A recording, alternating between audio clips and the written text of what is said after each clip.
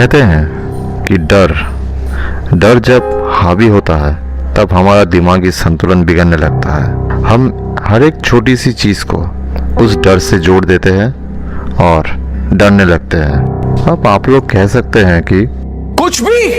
अरे नहीं नहीं, मैं आपको गुस्सा दिलाने नहीं आया हूँ, बल्कि एक कहानी लेके आया हूँ। उसे सुनने के बाद खुद ही फैसला कर लीजिएगा। तो शुरू होने जा रहा है आज की कहानी, एक अजीब घटना।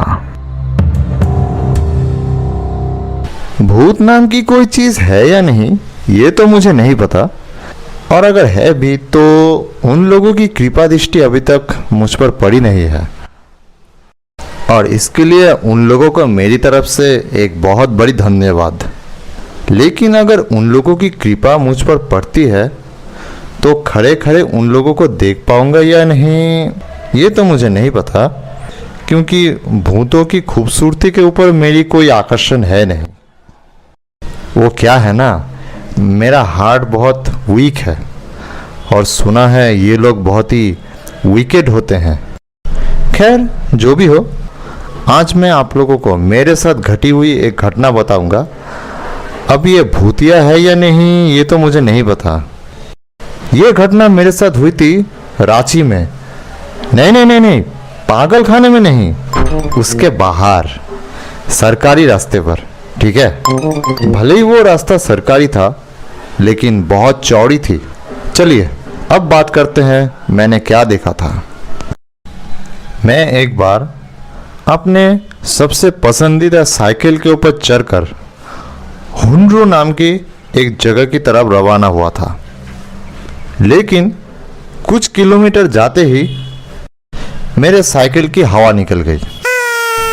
अब बंगाली में एक कहावत है कि जहाँ पर शेर का डर होता है वहीं पर शाम सबसे पहले होती है, और जहाँ शाम होती है वहाँ टायर की हवा निकलती है। एक तो ये सड़क पूरी तरह से सुनसान, ऊपर से जंगल से घिरा हुआ। कुछ 5 किलोमीटर आगे अगर बढ़ पाता तो एक गांव जैसा कुछ मिलने की उम्मीद थी, लेकिन इस साइकिल को अगर कंधे पे उठाकर मुझे रवाना होना पड़ा तो मैं तो गया। और ऊपर से अगर इस साइकिल को रख कर अगर पैदल चलने की कोशिश की तो पहुंच पाऊंगा या नहीं ये भी सोचने की बात है। अब अगर मुझे पता होता कि ऐसा होने वाला है तो घंटा में साइकिल में आता। वैसे तब तक शाम नहीं हुई थी, होने वाली थी। अब मैंने हिसाब लगाया, अगर सामने गया तो 5 किलोमीटर और अगर वापस गया तो 7 किलोमीटर, मतलब दोनों तरफ ही पल्ला भारी है। किस तरफ जाऊं यही सोच रहा था। अब क्या पैदल ही चलना पड़ेगा, यही सवाल मैं पूरे आधे घंटे खड़े होकर बार बार सोच रहा था, और जवाब सिर्फ एक ही आ रहा था, बिल्कुल नहीं। जब तक जान है तब तक तो बिल्कुल ही नहीं। वैसे इस माहौल में ज़्यादा देर जान रहेगी भी या नहीं इस पर भी बहुत शक है। मैंने सुना था कि कुछ दिन पहले ही यहाँ पर एक बड़ा सा बाघ निकला था, और यहाँ पर अक्सर ऐसा ही होता रहता है। अब पता नहीं कहाँ से कौन सा बाहर आ जाए, लेकिन मैं हमेशा से आशावादी हूँ और मुझे यकीन था मैं जिस मुसीबत में हूँ उसका कोई ना कोई समाधान तो ज़रूर निकलेगा, और बहुत जल्दी निकलेगा। बस 2-1 मिनट, उसके बाद ही मैं यहाँ से निकल जाऊँगा। अब ऐसी घटना तो हमेशा होती रहती है, इसमें कौन सी बड़ी बात है। कितने सारे किताबों में तो यही होता है, और मेरी जिंदगी की कहानी का हीरो तो मैं ही हूँ। अब कभी आप लोगों ने सुना है कि कोई हीरो किसी बाघ के पेट में गया है? अब जब हीरो नहीं जाएगा तो मैं तो इस कहानी का लेखक हूँ, मैं क्यों जाऊँगा? इसी उम्मीद में कि कुछ होगा, इसी में मेरा आधा घंटा निकल गया, और उसके बाद एक उम्मीद की किरण भी दिखी। एक लॉरी ज़्यादा ज़ोर से नहीं आ रहा था, धीरे धीरे लगता है ये लॉरी रांची की तरफ जा रहा है। मैंने जल्द से जल्द अपनी टॉर्च निकाली और उसे जलाकर घुमाने लगा लॉरी के सामने। उस वक्त ठंड का मौसम था, ऊपर से धीमी सी चांद की रोशनी और चारों तरफ बहुत गहरी धुंध। इस गहरी धुंध में पता नहीं लॉरी ड्राइवर को मेरी रोशनी दिखेगी या नहीं। ये करते करते वो लॉरी मेरे पास आ गई, एकदम पास, लेकिन रुकी नहीं। जैसे आया वैसे ही चला गया और रास्ते का टर्निंग पॉइंट पार करते ही गायब हो गया। अब बेकार ही मैंने अपने आप को और टॉर्च को तकलीफ दी। टॉर्च घुमाते घुमाते हाथ में भी दर्द हो गया। छे, ये लॉरी ड्राइवर क्या अंधा है क्या? टॉर्च की रोशनी नहीं दिखी। वैसे जैसे इंसानों की एक्सीडेंट होती है, हो भी सकता है। तो क्या आखिर में पैदल ही चलना पड़ेगा इस घने धुंध में? पक्का 7 किलोमीटर, और वो भी इस साइकिल को लेकर। ये सोच के ही मेरे अंदर डर का माहौल पैदा हो गया। इससे तो अच्छा है कि मैं किसी बाघ के पेट में चला जाऊं, ज़्यादा शॉर्टकट होगा। नहीं नहीं नहीं नहीं नहीं, कुछ ना कुछ तो ज़रूर होगा। मैं बाघ के पेट में नहीं जाऊंगा, कुछ ना कुछ ज़रूर होगा, बहुत जल्दी होगा। बस 1 या 1.5 मिनट बाद बस होने वाला है। इसी बीच घने कोहरे के अंदर से मुझे 2 पीली रंग की आंख दिखी, जो कि उस कोहरे के अंदर से मेरी तरफ आ रही थी। बाघ है क्या? नहीं नहीं नहीं नहीं नहीं, ये बाघ नहीं है। इसकी आंखें देख के समझा जा सकता है। और वैसे भी किसी बाघ की आंख इतनी कोमल नहीं होती। मैं फिर से अपना टॉर्च लेकर घुमाने लगा। जब वो रोशनी पास आई तब मैंने देखा एक बेबी ऑस्टिन, मतलब एक छोटी सी गड्डी, और वो इतने धीरे चल रही थी कि कोई इंसान पैदल चल के भी उससे आगे निकल जाए। धीरे धीरे वो गड्डी मेरे पास आई और मैंने जोर से बुलाया, ए! लेकिन वो गड्डी रुकी नहीं, वो वैसे ही रफ्तार से चलने लगी। मेरे पास से गुजरने से पहले ही मैं जल्द से जल्द उसके अंदर जाके बैठ गया। नहीं, और देर नहीं कर सकता, अभी कुछ ना कुछ करना ही था, इस पार या उस पार। भले गड्डी का मालिक मुझे बदतमीज समझे, लेकिन मुझे तो अपनी जान बचानी है ना। अब क्या पता रांची सही सलामत लौटने का यही मेरा आखिरी रास्ता है और मेरी साइकिल वो एक सड़क के किनारे पड़ी रही। खैर, क्या कर सकते हैं। वैसे रात में कोई बाघ ने हमला करके अगर खा लिया तो 1 मिनट, बाघ तो साइकिल खाते नहीं।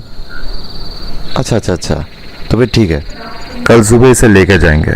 वैसे ये साइकिल मेरी नहीं है, कल किसी वक्त साइकिल के मालिक को बताने पर काम चल जाएगा। क्या करेंगे, पैस ज़्यादा से ज़्यादा गालियाँ देंगे और उसके बाद खुद ही आकर ले जाएंगे, बस झंझट खत्म। पहले तो मैं उस छोटे से गड्डी के अंदर जितना आराम से बैठा जा सकता है बैठ गया, और उसके बाद जैसे ही मैं ड्राइवर की तरफ मुड़ा और कहने गया, भैया मुझे लालपुरा नाम के उस जगह पर उतार दीजिएगा, थोड़ी बात कहने के बाद ही मेरी गले की आवाज़ निकलना बंद हो गई और बाकी की बात अधूरी ही रह गई, क्योंकि मैं आंखें फाड़ फाड़ के देख रहा था। ऐसा लग रहा था जैसे मेरी दोनों आंखें बाहर ही आ जाएंगी। मेरी शर्ट की जो बटन थी, ऐसा लग रहा था कि धीरे धीरे मेरे गले में कसती जा रही है। उसे ढीला करने का भी ताकत नहीं थी मुझ में। और मेरे हाथों की उंगलियां वो तो बिल्कुल सुन पड़ गई थी। इतनी ठंड की रात में भी मैं पूरी तरह से पसीने से भीग गया था, और ये सब कुछ इसलिए हो रहा था क्योंकि ड्राइविंग सीट पूरी तरह से खाली थी। कुछ देर तक मेरी ज़बान से आवाज़ ही नहीं निकली, और जब निकली तब भूत भूत भूत ये तीनों शब्द मेरे मुंह से अपने आप ही निकल गई। अब भूत जी को मेरी बात सुनाई दी या नहीं, इसमें थोड़ा सा शक है, क्योंकि बिना ड्राइवर की गाड़ी जैसे चल रही थी वैसे ही चलती रही। पहले तो मुझे लगा कि उतर जाऊं, लेकिन बाद में याद आया कि पूरी सड़क चल के पार होना पड़ेगा। नहीं नहीं नहीं नहीं, इससे तो अच्छा है भूत की मार। और अगर किसी वजह से भूत के हाथों मेरी मौत भी हो जाए तो फिर भगवान शिव जी या फिर भगवान राम जी कोई ना कोई बंदोबस्त मेरे लिए ज़रूर कर देंगे स्वर्ग में, इसमें कोई शक नहीं। लेकिन सच कहूँ तो ऐसे हालात का सामना करना पड़ेगा सोचा नहीं था।